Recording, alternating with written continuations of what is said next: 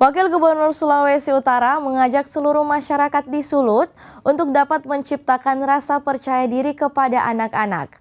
Hal ini disampaikan Wagub saat peringati puncak Hari Anak Nasional yang digelar akhir pekan kemarin.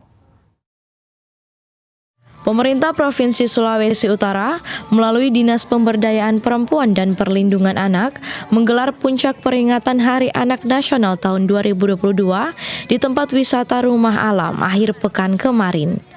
Acara peringatan Hari Anak Nasional ini diselenggarakan dengan tujuan memberi penghormatan, perlindungan, dan pemenuhan hak anak sebagai generasi penerus bangsa.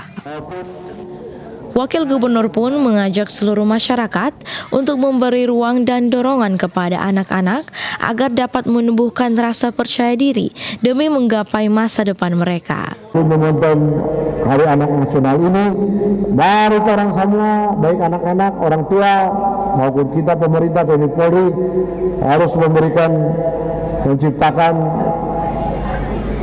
rasa percaya diri pada anak-anak kita. Menghilangkan rasa takut mereka, menghilangkan rasa minder mereka, tapi harus memberikan rasa percaya diri kepada anak-anak kita untuk hidup, untuk bertumbuh, dan untuk menggapai masa depan yang menjadi hak mereka.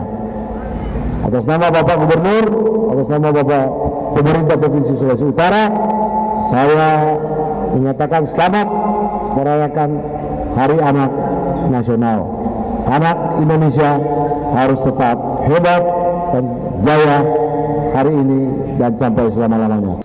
Dalam rangkaian acara tersebut, Pemprov Sulut memberikan penghargaan kepada 9 kabupaten kota layak anak, serta 3 Polres yakni Polresta Kota Mobagu, Polresta Tomohon, dan Polresta Manado atas dedikasi dan keberhasilan dalam penyelenggaraan perlindungan terhadap perempuan dan anak yang responsif. Paul Bawole melaporkan untuk Kawanwa TV. Ya pemirsa, sejumlah informasi akan kami hadirkan usai jeda berikut. Tetaplah bersama kami.